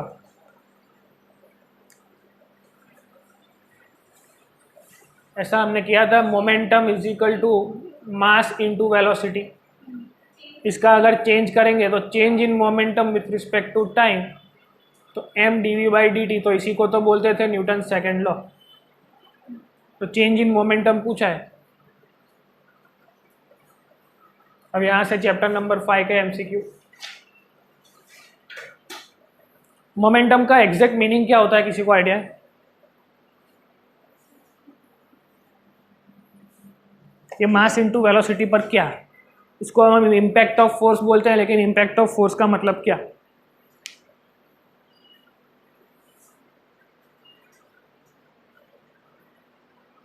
और Gabbar is back movie જોયું છે? Gabbar is back એમાં અક્ષય કુમાર આમ બે બોલને ફેંકવાનો કોન્સેપ્ટ બતાવે છે, આમ કે સિઝનનો બોલ ને ટેનિસનો બોલ બંનેને આપણે છોડીશું તો પહેલાં કોણ પડશે? બંને જોડે પડશે. बिकॉज एयर रेजिस्टेंस है, पर अगर वो नहीं होता तो दोनों के ऊपर ये देखो velocity is equal to a upon time है, तो टी इज इक्वल टू क्या होगा? Acceleration upon velocity. तो इस फंक्शन में time to fall is not at all proportional to mass. इसके अंदर मास का कोई है ही नहीं, फंक्शन ही नहीं है. और ए क्या बन जाएगा? G. When you are free falling something तो time is proportional to G. और वो टेनिस का बॉल हो कि कौन सा भी बॉल हो, दोनों के ऊपर जी तो सेम ही लगेगा. लेकिन ये कॉन्सेप्ट गलत कब होता है? जब ये टी का, इस पर्टिकुलर पेन का अगर मास 15-20 ग्राम या 30 ग्राम है, उसी 30 ग्राम का अगर मैं पेपर का टुकड़ा ले लूँ बहुत बड़ा और दोनों को ऊपर से हम छोड़ देंगे तो पेन पहले गिरेगी, वो पेपर बाद में गिरेगा. क्यों? बिकॉज ऐसी कंडीशन में पेपर के ऊपर एयर रेजिस्टेंस लगता है. जब पतंग कट के गिरती है तो वो ऐसे ऐसे गिरती है, इसलिए उसको बहुत टाइम लगता है ड्यू टू एयर रेजिस्टेंस. पर अगर एयर नहीं है तो पतंग जितने टाइम में गिरेगी उतने ही टाइम में उतने ही वेट का कोई भी चीज़ गिर सकता है. मतलब एक एक्सपेरिमेंट થયો હતો ને વેક્યુમમાંથી એક ફેધર ડ્રોપ કરી બોલર ડ્રોપ કરી जो પણ બોલર થયો, वो एयर रेजिस्टेंस ही होता है. और वैक्यूम वाला मेरे को देखना पड़ेगा, मेरे को आइडिया नहीं है. और अकॉर्डिंग टू ऑन पेज ये चल रहा है, on paper time to fall free fall condition में कहीं पे मास का कोई फंक्शन नहीं दिख रहा है, तो ऐसा होगा. फिर वो स्यूडो फोर्स का केस हो जाएगा कि अगर वो ऐसा हो रहा है तो देयर मस्ट बी कोई स्यूडो फोर्स उसके ऊपर लगता होगा, वो नॉन इनर्शियल फ्रेम बन जाती होगी, ऐसा कुछ होगा. तो देख लूँगा मैं क्या बोल रही है. तो अभी यहाँ पे मैं क्या बता रहा था हाँ, कि मोमेंटम का एक्चुअल मीनिंग क्या होता है. अगर ये ऋतुपर्णा है और यहाँ से दौड़ के दीवार में अपना दीवार सर टकराएगी तो क्या होगा तेरे साथ? वाक से दिमाग में और यहीं खड़े खड़े अगर आप दीवार में थोड़ा सा टकरा जाओ तो नहीं लगेगा. मतलब चेंज क्या हो रहा है? Mass of the person is same but velocity is changing. मतलब वेलोसिटी के साथ इम्पैक्ट चेंज होता है. मतलब किसी ऐसे इंक्लाइन प्लेन पे साइकिल लेके जाना, यहाँ से स्टार्ट करोगे तो बहुत ज़्यादा फोर्स लगाना पड़ेगा, लेकिन थोड़े दूर से आप साइकिल लेके आओगे तो मोमेंटम पहले से ही इतना होगा कि आप आसानी से चढ़ जाओगे ऊपर. तो दैट इज़ कॉल्ड मोमेंटम. अब क्वेश्चन क्या पूछा है? एक डायग्राम दिया हुआ है फोर्स इनटू टाइम का, और हमको पता है कि F d T gives us change in momentum. तो एफ डी टी का एरिया फाइंड करेंगे तो मोमेंटम मिल जाएगा. अभी इस टाइम पे रिवाइज कराया जब ये कराया था तभी, कि अगर फोर्स इनटू टाइम का ग्राफ दिया है तो एफ टी ग्राफ का एरिया मोमेंटम देगा, चेंज इन मोमेंटम. तो इसमें क्या पूछा है कि the force is acting on a particle of mass m indicated by force time graph, then change in momentum find करो. Over the time interval 0 to 8।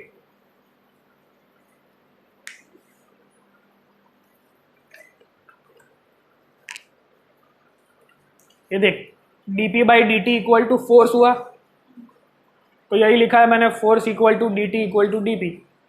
तो मतलब ft ग्राफ का एरिया फाइंड करोगे तो dp मिलेगा, तो इसका एरिया फाइंड करोगे तो मिल जाएगा 0 to 8 में।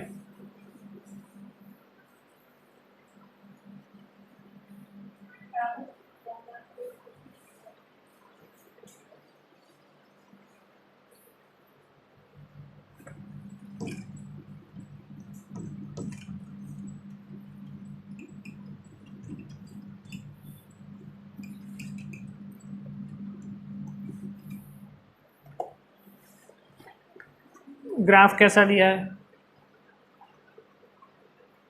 2 4 6 8, इधर टाइम है, इधर फोर्स है, -3 0 3 6, 0 से 6 तक गया, फिर 2 में आया, फिर यहाँ से ऐसे गया, ऐसा होगा।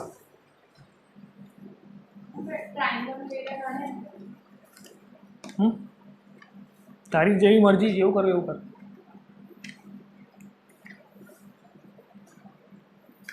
इनके ऊपर 6 है तो 0 to 6 एक साइड ले लेगा, तो 0 to 2 एक ट्रायंगल, बीच में एक ट्रायंगल बन रहा है, एक रेक्टेंगल बन रहा है और एक और रेक्टेंगल बन रहा है, पर ये रेक्टेंगल माइनस में बन रहा है। तो एरिया ऑफ ट्रायंगल, इसका सिंपल हमको यहाँ से पता चल गया, इसको शॉर्टकट में ऐड करने ला कि dp is equal to F d t, मतलब एफ डी टी ग्राफ का एरिया dp देगा। तो ट्रायंगल फाइंड करेंगे प्लस रेक्टेंगल फाइंड करेंगे प्लस रेक्टेंगल फाइंड करेंगे, बट ये रेक्टेंगल कहाँ पे है, नेगेटिव में, तो माइनस, खत्म। तो इसका half into base into height जो लो बराबर છે 12 Newton into second, because DP का फॉर्मूला क्या होगा, न्यूटन इंटू सेकेंड। मतलब कई बार आपको ग्राफ में ऐसा दिया होगा ऑप्शन में, तो 12 देख के सीधा आंसर टिक मत कर देना, एक बार यूनिट भी चेक करना कि जो फिजिकल क्वांटिटी पूछी है उसका यूनिट क्या होता है। देख इसमें क्या करेगी ये, तू ट्रायंगल का एरिया फाइंड करेगी, तो half into base into height, तो हाफ इंटू बेस कितना है 2 - 0 मतलब 2, हाइट कितनी है 6, माइनस ये जाता है 3 तक और 4 - 2, तो इसका ब्रेथ है 3 और 4 - 2 इसका लेंथ है। सिमिलरली प्लस इसका लेंथ है 8 - 4 इंटू हाइट है 3, तो लेंथ इंटू ब्रेथ, तो 4 इंटू 3। अब इसको पूरे को ऐड करो, 6 - 6 + 12, तो 6 - 6 चला गया 12 न्यूटन इंटू सेकेंड।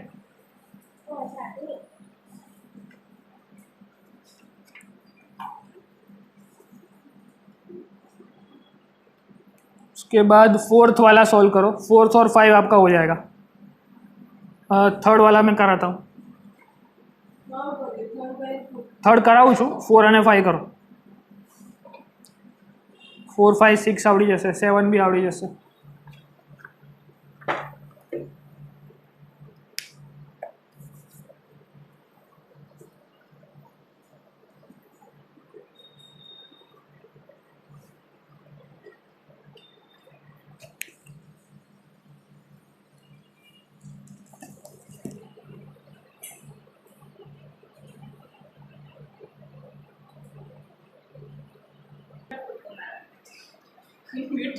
एग्जाम में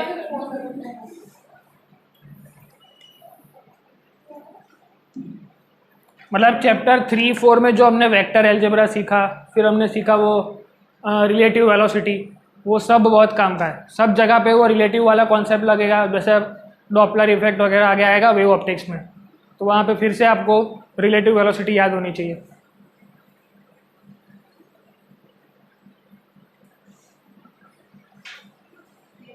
लाइट चालू करने पाछड़ तो ऊँघ ना આવે।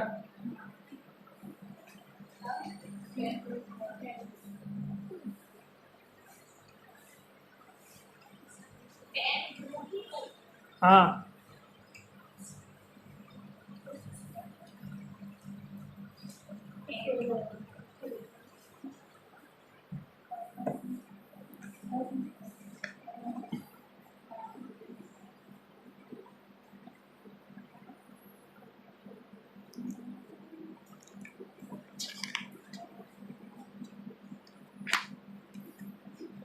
क्वेश्चन नंबर 5 देखो,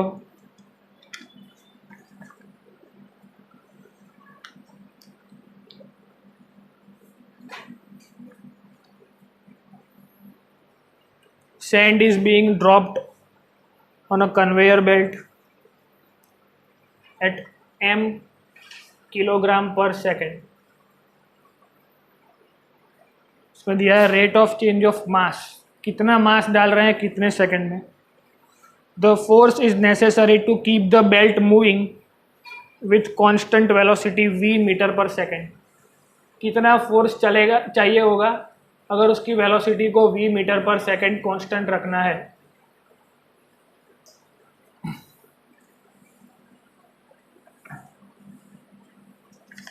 किसी कन्वेयर बेल्ट के ऊपर कोई मास गिर रहा है कॉन्स्टेंटली, और कन्वेयर बेल्ट એટલે આવું આવે ખબર છે, આના પર કોઈ માસ પડ્યા કરે છે વારે ઘડી, એના લીધે શું થશે, આ ફર્યા કરશે। તો એ ફર્યા કરે કોન્સ્ટન્ટ ફોર્સથી અને v વેલોસિટીથી, એની માટે કયો फोर्स, कौन सा फोर्स, कितना फोर्स चाहिए होगा।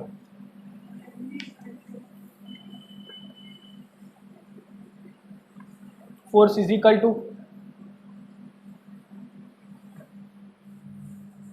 मास इंटू एक्सेलरेशन बोल सकते हैं।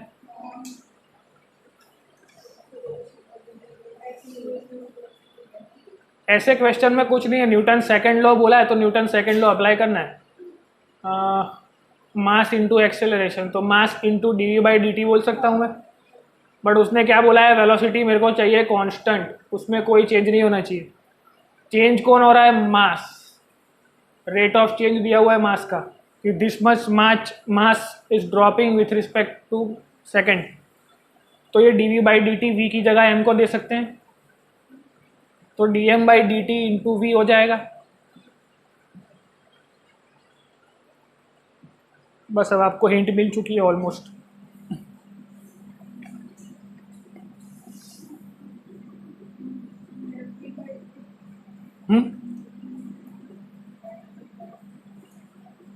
तेरे को d M by D t भी दिया हुआ है, rate of change of mass is m k g पर सेकेंड।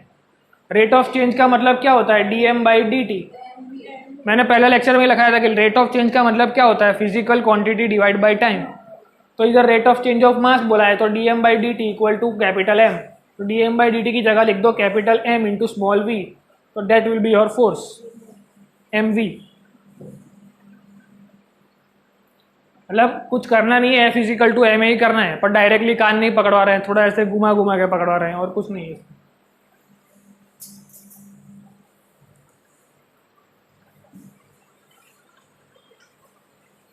इसके बाद क्वेश्चन नंबर 6 भी हो जाएगा आपसे, 6 ट्राई करो।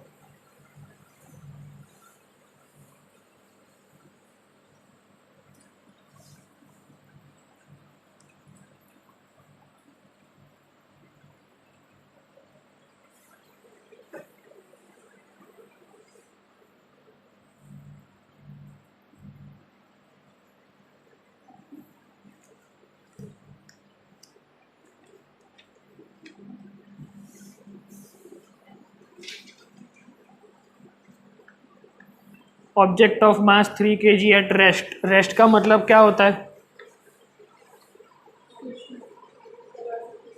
u equal to 0, initial velocity 0।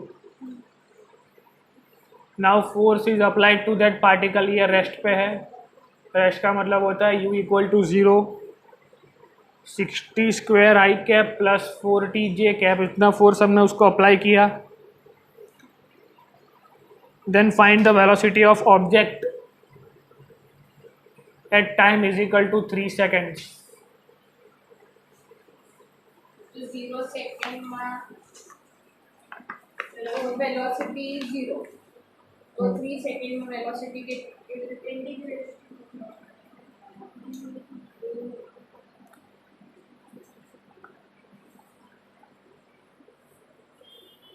F is equal to m है, सब कुछ सेकेंड लॉ पे चल रहा है। अभी इतना डेटा दिया हो, F और M दिया हो, मतलब सेकेंड लॉ है।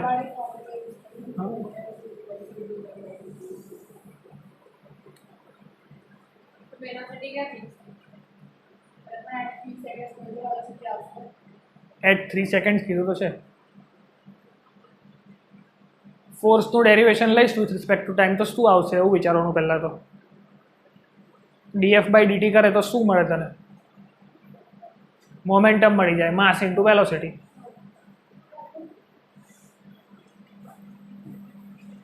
जो न्यूटन सेकेंड लॉ अप्लाई करने के बहुत तरीके हैं. एक ये हमने सीखा कि भाई जो चेंज हो रहा हो उसको हम dy/dt दे सकते हैं, फिर F = ma कर सकते हैं. फिर एक्चुअली न्यूटन सेकेंड लॉ आया कहाँ से? फिर वो भी हमने जो अभी ग्राफ सॉल्व किया, इम्पल्स ऑफ फोर्स, वो भी एक मेथड हो गया. तो एक्चुअल मेथड क्या है इसका कि भाई dp/dt मोमेंटम का डेरिवेशन करोगे तो ma मिलेगा, मतलब फोर्स इंटू टाइम करोगे तो dp मिलेगा. तो यहाँ पे मैं क्या कर सकता हूँ, अगर फोर्स का ही डिफरेंशिएशन ले लूँ with respect to time, because force in the function of time दिया हुआ है, तो यहाँ से मुझे फोर्स का डिफरेंशिएशन हो गया विथ रिस्पेक्ट टू टाइम, तो क्या मिलेगा? नहीं है, मोमेंटम नहीं मिलेगा, कुछ और मिलेगा.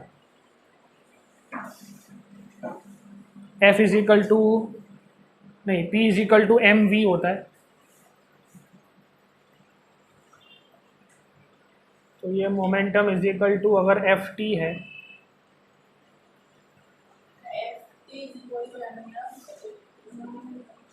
नहीं हमको चाहिए वेलोसिटी.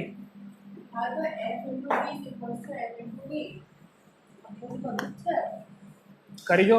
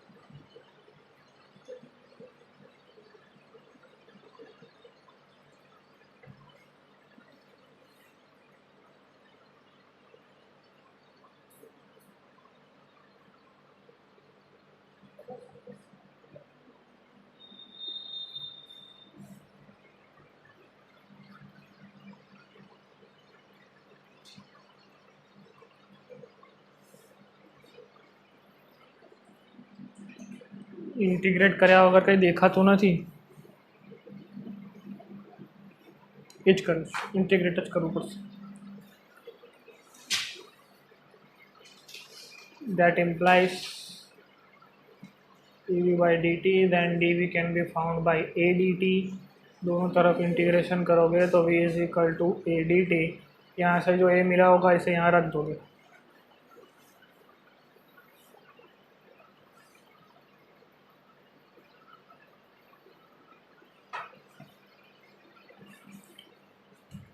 ये एक बार किसी नोट्स पे लिख दो कि डिस्प्लेसमेंट का one time derivation with respect to time velocity देता है, उसका with respect to time acceleration देता है, एक्सेलरेशन का इंटीग्रेशन वेलोसिटी और वेलोसिटी का integration displacement with respect to dt. यहाँ पे मैंने क्या किया, F = ma, मुझे F पता है और m पता है, तो एक्सेलरेशन मिल जाएगा. We know that acceleration = dv/dt, तो dv = adt हो जाएगा. फिर दोनों तरफ इंटीग्रेशन ले लूँगा तो dv का इंटीग्रेशन v हो जाता है. adt में a जहाँ से जो मिला होगा वो रख दूंगा और 0 to 2 पे 0 to 3 पे इंटीग्रेशन कर लूँगा तो v मिल जाएगा.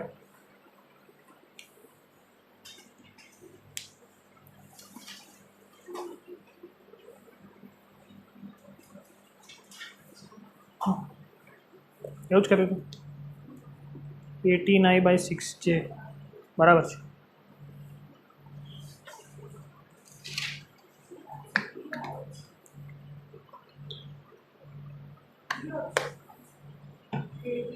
(18I) + 6j.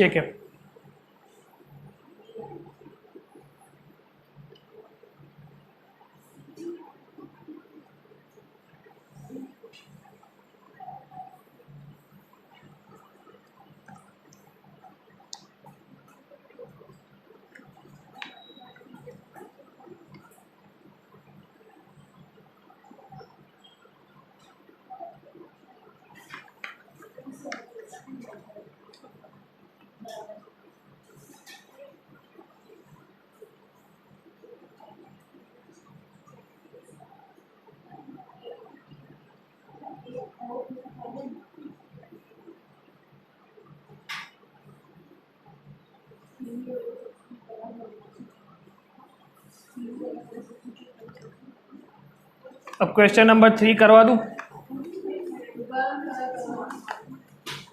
उसके आगे वाले तो मेरे को लगता है हो जाएंगे, ये मोमेंटम वाले सारे। ये मोमेंटम वाले तो બધા આવડી જશે ને? तो भी આગળના આપણે हैं 9th करे दो। 4th दिया हुआ है, where F is Newton and mg in second।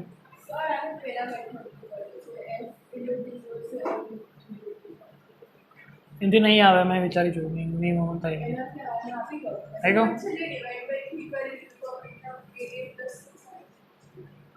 Divide by 3 मतलब हाँ, मास से divide acceleration is equal to f upon m करोगे એવું થતું હોય તો કરી દો, વાંધો નહીં, બતાય મને। એમ જ કર્યું હોય તો ના ચાલે, તો ખોટું કહેવાય। મોટો નંબર આવતો તો આન્સર માટે મેં આપણે 3 થી ડિવાઇડ કરીને છોડવા આવે છે।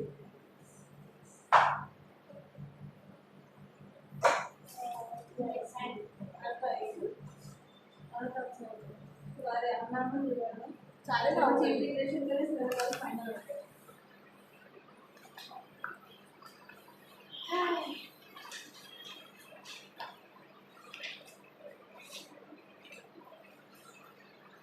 डायरेक्ट 3 ની વેલ્યુ મૂકી દીધી હો, એનથી બી આવી જાય છે। પહેલા વેલ્યુ ઇન્ટિગ્રેટ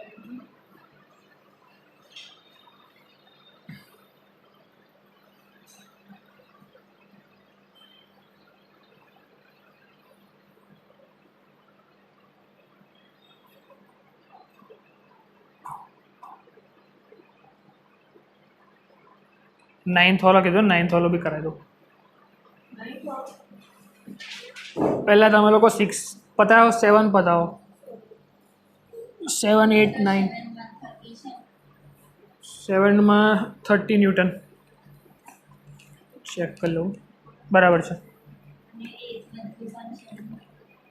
8 માં છે 0.7 બરાબર છે।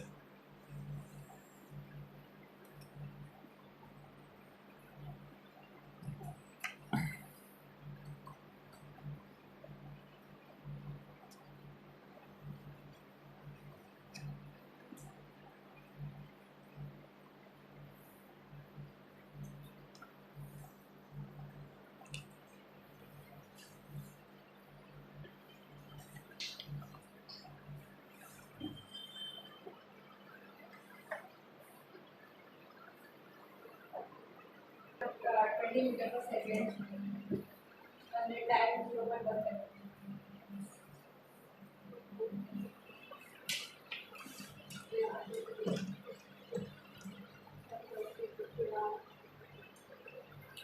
Cricketer catches a ball of 150 grams। 3 ની ઉપરમાં ચાલે ના આવે યાર। in time 0.1 second, moving with the speed 20 meter per second, experiences force of, so impulse अचानक एक ज सेकंड में फोर्स पकड़े कैच आवे એટલે तो એને કહેવાય impulse. Impulse is equal to change in momentum.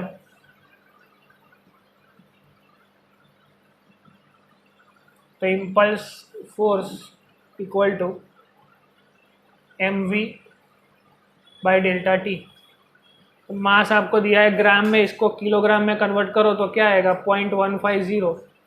0.150 into 20 upon 0.1, इसका जो आंसर आएगा वो आंसर।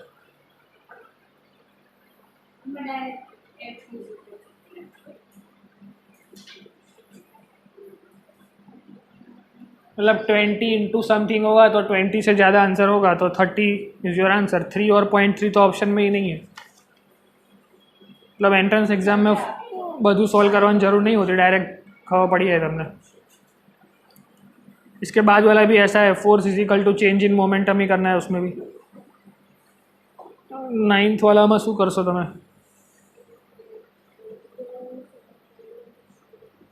ઇમ્પલ્સ પૂછ્યો છે ને।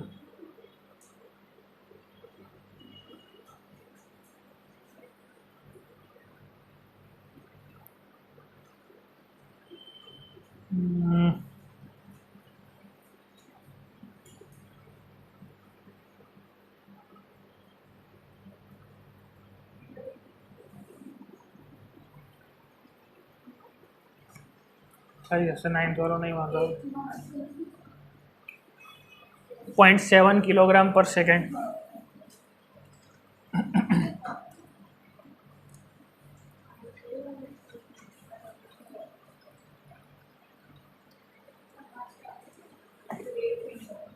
नाइन्थ वाले में भी है वो फोर्स का function 600 minus 2 into 10⁵ T. A bullet is fired from a gun. Force on the bullet is this. The force on the bullet becomes 0 as soon as it leaves the barrel. What is the average impulse? Force becomes 0. Force becomes 0. Force becomes 0. 600 minus 2 into 10⁵ T equal to 0.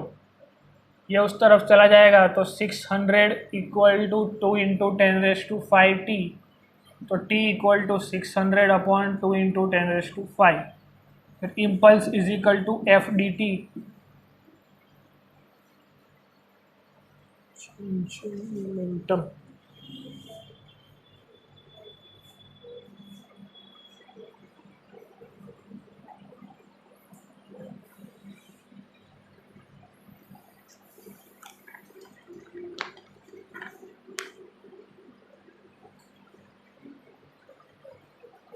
0 to t टाइमમાં કીધું છે ને, તો આનો integrate કરી નાખો 0 से t पे। फोर्स का फंक्शन पता है, dt पता है, तो इम्पल्स मिल जाएगा।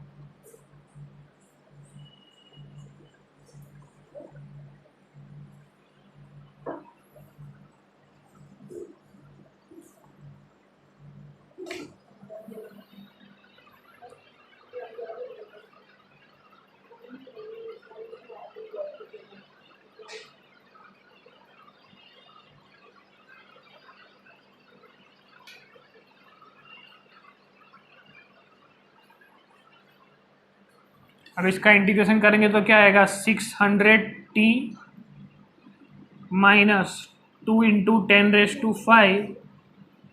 t²/2, ऐसा कुछ आएगा।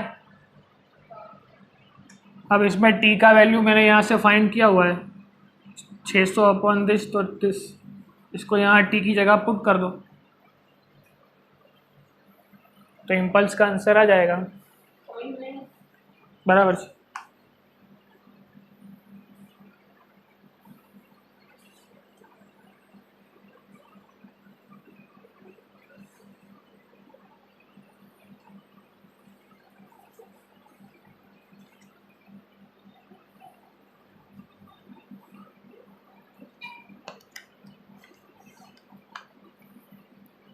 तो क्वेश्चन नंबर 3 जो बीच में छोड़ा है उसको एक बार ट्राई कर लो, फिर वो करा देता हूँ।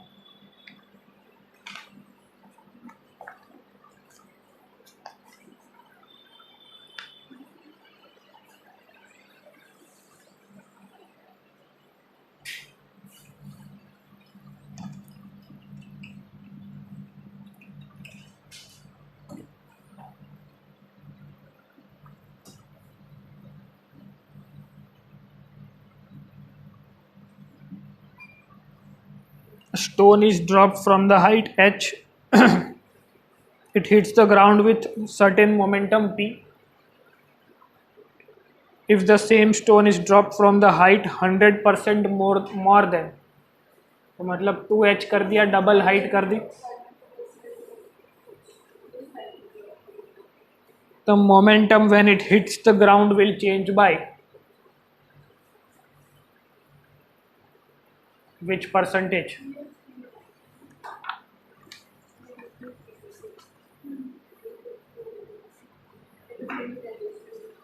मोमेंटम का फॉर्मूला क्या होता है? P is equal to mv। बस इतना हिंट आपको है, सॉल्व करिए।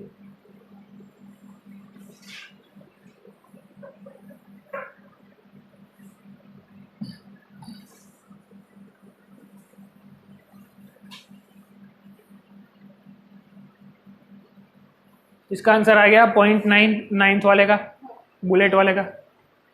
इसका 1.8 आएगा, माइनस 0.9 आएगा, तो सब्ट्रैक्ट करने के बाद 0.9 इम्पल्स बचेगा। इम्पल्स इज फोर्स, तो उसका यूनिट होगा न्यूटन। तो क्वेश्चन पढ़ने के बाद एक तो आपको ऑप्शन चेक करने हैं, फिर आधा सॉल्व हो जाए उसके बाद फिर से एक बार ऑप्शन चेक करने हैं, ताकि कैलकुलेशन में ज़्यादा टाइम वेस्ट ना हो। बहुत सारे सम ऐसे होंगे जिसमें लास्ट आंसर तक जाने की ज़रूरत नहीं है, आपको डायरेक्ट प्रिडिक्ट हो जाएगा कि ये दो ऑप्शन तो नहीं होंगे। तो जब आप एमसीक्यू रीड करते हो तो सबसे पहले रीडिंग की टेक्निक सीख लो, उसके बाद कौन से दो ऑप्शन एलिमिनेट करने हैं bye the time of reading वो सीख लो, तो उससे आधा काम तो हमारा वहीं हो जाएगा। और हमने ये भी सीखा हुआ है कि लैब में सब कुछ CGS में होता है, और जब हम क्लास में होते हैं या नीट का एग्जाम दे रहे होते हैं तो सब कुछ SI में होता है। तो इसके पहले वाले सम में जो ग्राम में दिया था उसको याद रखना है कंपलसरी, उसको ऐसा यूनिट में लेके जाना ही जाना है। अब क्वेश्चन क्या बोला है कि किसी h हाइट की बिल्डिंग पर से किसी ड्रॉप पत्थर को फेंका, तो नीचे गिर के उसकी मोमेंटम p थी। अब हाइट को 100% इंक्रीज कर दिया।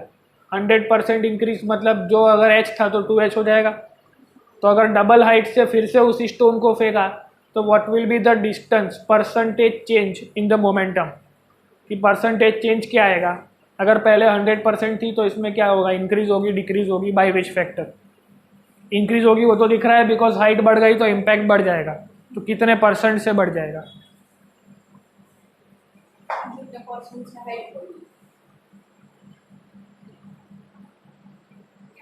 मैथ है नहीं। अब P is equal to mv formula है, पर when you free fall something तो वेलोसिटी का फॉर्मूला क्या होता है?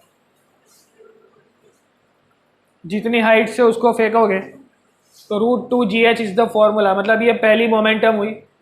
अब दूसरी मोमेंटम p डैश का फॉर्मूला बनाओ, मास वही का वही, √2 भी वही का वही, g भी वही का वही, लेकिन हाइट कितना हो गया 2h। तो m यहाँ से 4 का स्क्वायर रूट 2 बाहर आ जाएगा, अंदर बचेगा gh। अब परसेंटेज चेंज पूछा है तो p dash minus p upon p into 100।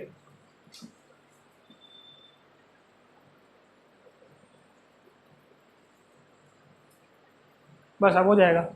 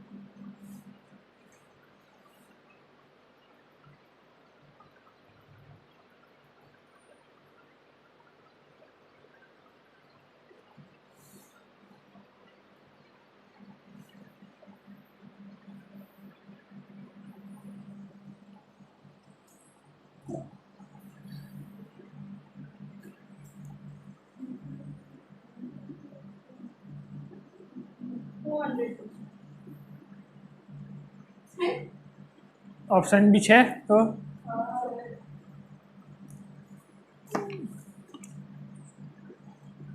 B जवाब आज।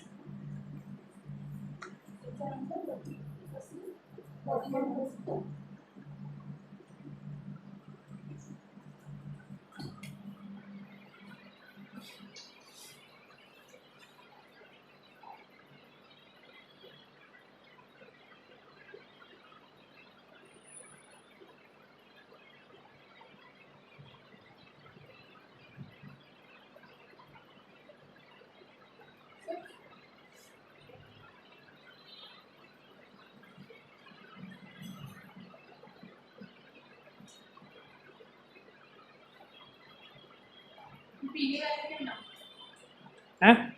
पीली वाली इक्वल्स टू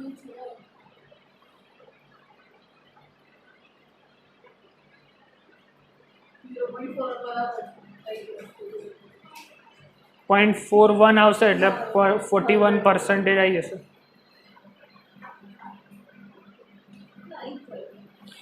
मतलब डायरेक्ट वैल्यू મૂકીને તો બી આવી જતું, કોમન નીકળીને કેન્સલ જ થતું, પણ અહીંયા પહેલેથી વેલ્યુ બનાવી દઈએ આપણે, આની જ વેલ્યુને અહીંયા સેટ કરી દો કોઈક રીતે, તો આ √2p થઈ જાય. तो मोमेंटम इज इंक्रीज्ड बाय √2, तो √2 का मतलब क्या होता है 1.41. આ બધું કશું કરવાની જરૂર નથી.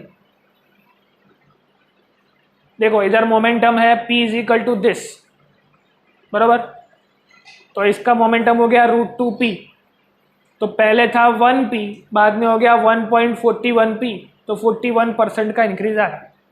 यहाँ पे सम खत्म हो चुका है, पर मेथड से करना है तो ये मेथड है.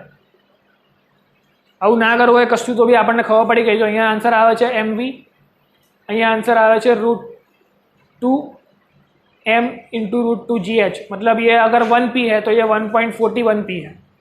सर डिवाइड करके वो पण आवश्यक पड़ेंगे, थोड़ा पॉइंट डालने का तो करवानी जरूरत नहीं ना, 1p का हो गया 1.41p, हाँ ये डायरेक्ट हाँ, टाइम सेविंग मतलब 41 पॉइंट ऊपर वधी गયું એટલે 41% आंसर. 9th થઈ ગયો તો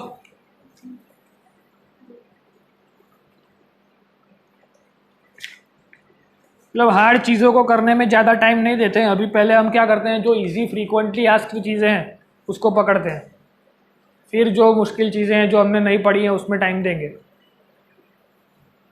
ये सब इजी लग रहा है.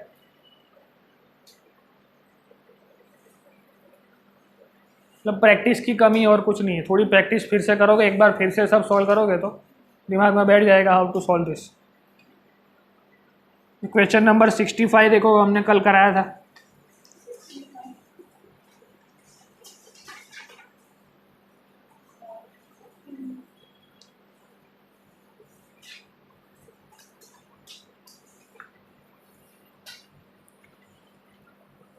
उसके बाद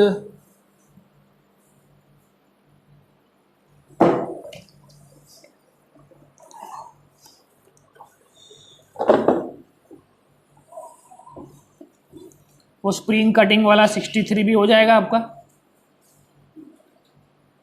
स्प्रिंग कटिंग वाली थियरी भी करवा दी थी.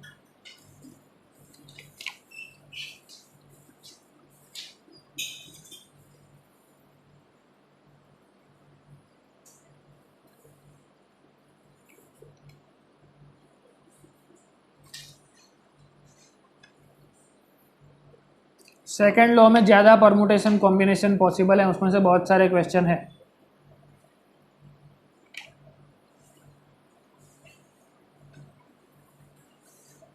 बस 9 कर दिया है तो 10 से लेके 15 के बीच में कोई हार्ड लग रहा है. 15, 16, 17 सॉल्व करो पहले, उसके बाद 10 से 15 में फिर से एक बार देखेंगे. 15 से स्टार्ट करो. A satellite in free space sweeps stationary implementary dust at the rate of dm by dt alpha v, where m is mass and v is speed of satellite and alpha is the constant. तो acceleration पूछा है.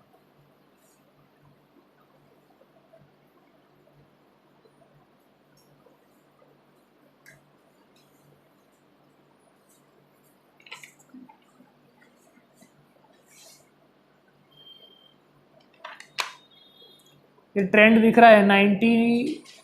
94 में 2 question, 96 में 2 question, तो हर साल एक एक question तो आया ही है सेकेंड लॉ में से.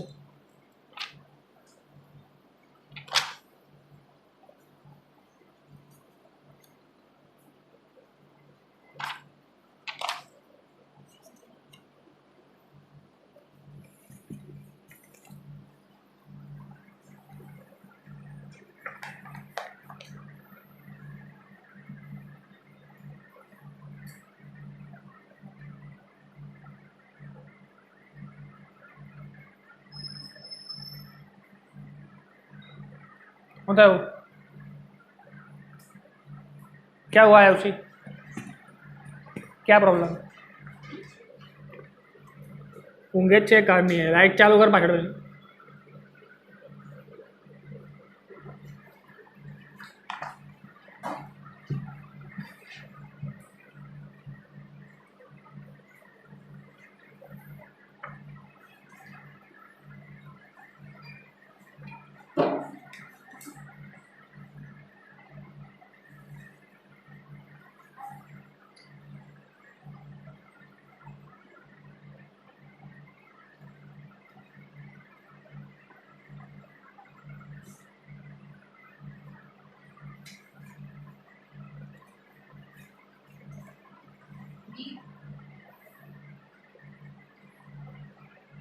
क्वेश्चन नंबर 10 आंसर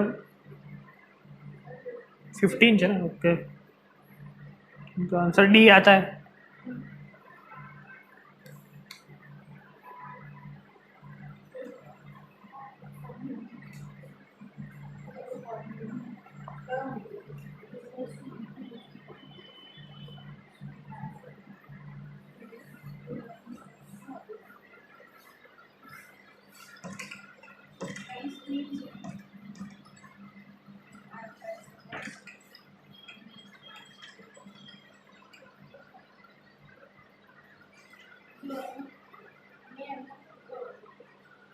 सबसे पहले हमारे पास क्या दिया हुआ है, dm/dt दिया हुआ है अल्फा v। फिर पूछा क्या है, एक्सीलरेशन चाहिए, तो force is equal to mass into acceleration, ये हमको पता है। अब हम इसमें क्या कर सकते हैं,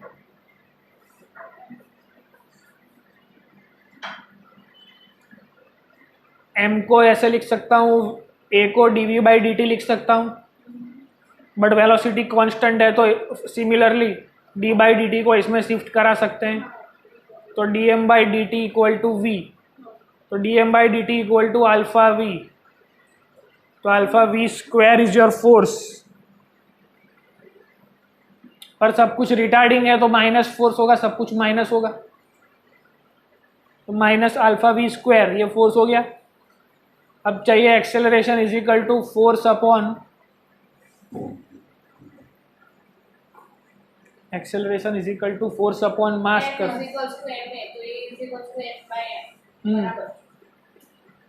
एफ हमको पता है minus a v square upon m. चाहो कोई ऑप्शन,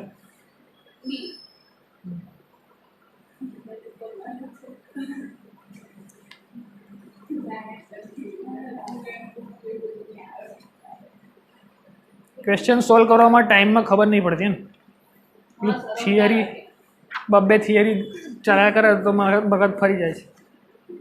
11 वागे तो कहना क्या चाहते हो? छोड़ो यार।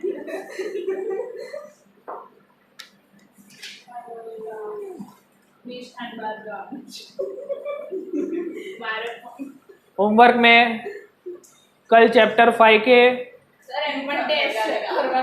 बस तो सारे PYQ सॉल्व कर देना। हाँ, जो भी डाउट्स आते हैं वो मैं अभी पूछ लेता हूँ, आज की शीट का क्या सिचुएशन है।